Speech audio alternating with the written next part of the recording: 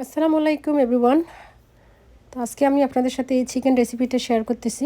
এটা হচ্ছে স্পেশাল যারা অনেক বেশি ঝাল পছন্দ করেন, মানে খাবেন আর নাক দিয়ে পানি বের হবে, তাদের জন্য এই রেসিপিটি। আমি সহ আর কি, আপনাদের সাথে আমিও আছি। তো আমি এখানে কিছু চিকেন নিয়ে নিলাম। এখানে বেশিরভাগ হাড়, মানে মাংসর পরিমাণ কম। তারপরে এটাকে আজকে আমি রান্না করব একদম ঝাল ঝাল করে, গরম ভাতের সাথে হেভি লাগে এই রান্নাটা। তো আপনারা সাথেই থাকুন, আমি আপনাদের সাথে বাকি প্রসেসগুলো শেয়ার করতেছি। তো এখানে আমি দুইটা পেঁয়াজ, একটু পেঁয়াজের পরিমাণটা বেশি দিতে হয় এই রান্নার মধ্যে। তো এই যে এটা খুব ব্রাউন কালার করে আমি ভেজে নিব, মানে বাদামি কালার করে পেঁয়াজটা ভেজে নিব। দেন আমি এখানে আদা রসুন দিয়ে দিব পরিমাণ মতো। তো এখানে আমি আদা রসুনটা দিয়ে দিচ্ছি, দেখতে পাচ্ছেন। আদা রসুনটা দেওয়ার পরে আমি ভালো করে এটা কষিয়ে নেব। আমার আরও একটু আছে রসুন, আমি পুরোটা দিয়ে দিচ্ছি। সামান্য একটু পানি দিয়ে দিলাম। এখন স্মেল যাওয়া পর্যন্ত আমি এই মশলাটা, মানে আদা রসুনটা খুব ভালো করে কষিয়ে নিব। আর এখানে আমি আজকে সরষের তেল দিয়ে রান্নাটা করতেছি। মানে এই টাইপের চিকেন রান্নাটার মধ্যে যদি সরষের তেল দিয়ে রান্না হয় অসাধারণ লাগে। তো ট্রাই করবেন সরষের তেল দিয়ে রান্নাটা করার। আচ্ছা, এখানে আমি একটা টিপস দিয়ে রাখি, সেটা হচ্ছে গিয়ে রসুনের পরিমাণটা একটু বেশি দিতে হবে নর্মালের থেকে, যেহেতু আমার এই চিকেনটা মানে অনেক ঝাল হবে। যে কোনো ঝালের তরকারি একটুখানি রসুনের পরিমাণটা মানে বাড়িয়ে দিলে স্বাদ অনেক বেশি হয়। তো যাই হোক, আমি এটা আরেকটু কষিয়ে নিচ্ছি। তো এটা আমি খুব ভালো করে রসুনটা ভেজে নিলাম, একদম গন্ধ যাওয়া পর্যন্ত এটা ভাজতে হবে। মশলাটা খুব ভালো করে কষিয়ে নিতে হবে, এটা হচ্ছে কথা। এবার এখন আমি মরিচ, হলুদ আর হচ্ছে গিয়ে গরম মশলাটা দিয়ে দিচ্ছি। স্পেশাল লাগছে, এটা বেসিক নর্মাল। তো এখন আমি আবার একটু 1 মিনিটের মতো ভেজে নিচ্ছি। এখানে লেগে যাচ্ছিলো, এই জন্য আমি একটু পানি দিয়ে দিলাম। তো পানিটা এখন শুকানো পর্যন্ত ওয়েট করব, ভালো করে এটা কষিয়ে নিব। আবার একদম এটা শুকিয়ে গেলে তারপর আমি চিকেনটা এখানে দিয়ে দেবো। তো মশলাটা ভালো করে কষিয়ে নিতে হবে আনটিল, মানে মশলার স্মেলটা যাওয়া পর্যন্ত। তো আমার এটা অলমোস্ট কষানো কিন্তু হয়ে গেছে।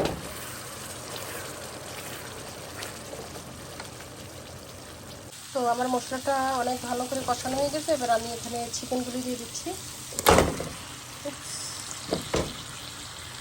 আমি এখানে লবণ দিয়ে দিচ্ছি, টেস্ট অনুযায়ী যতটুকু লাগে আর কি লবণ দিয়ে দিলাম। আমি এখন টমেটো দিচ্ছি। তো টমেটোটা এই পর্যায়ে দেবেন। টমেটোটা দিয়ে দিলাম এখন। এবার হচ্ছে খুব ভালো করে এটা এখন আবার ভাজতে হবে। তো পানিটা আমি এখনই দিব না, দেখা যাক কী হয়। এখান থেকে চিকেন থেকে কিন্তু প্রচুর পানি বের হবে। আমার এখনও হাই হিটে আছে, হাই হিটে একটু 5 মিনিট ভেজে নিব, নিয়ে আমি লো করে দিব। আমি মিক্স করে নিই খুব ভালো করে। তো এখনও কিন্তু হাই হিট করা আছে, আমি এখানে ঢাকনাটা দিয়ে দিলাম জাস্ট ফর 5 মিনিটের জন্য। তো এখানে কিন্তু এই তো 2-3 মিনিট হয়েছে, এখনও আমার হাই হিটে আছে। দেখতে পাচ্ছেন অনেক পানি বের হয়েছে। ওকে, এখন হচ্ছে মিডিয়াম লো হিট, মানে মিডিয়াম থেকে একটু কমাই দিবেন আগুনটা। আর এখনই আমি একটা স্পেশাল মশলাটা দিয়ে দিব, তাহলে চিকেনের মধ্যে ঢুকবে, ঝোলের সাথে টেস্টটা থাকবে। তো এই মশলাটা এখন আমি দিয়ে দিচ্ছি। ওকে, তো আমি এই মশলাটা দিয়ে দিচ্ছি।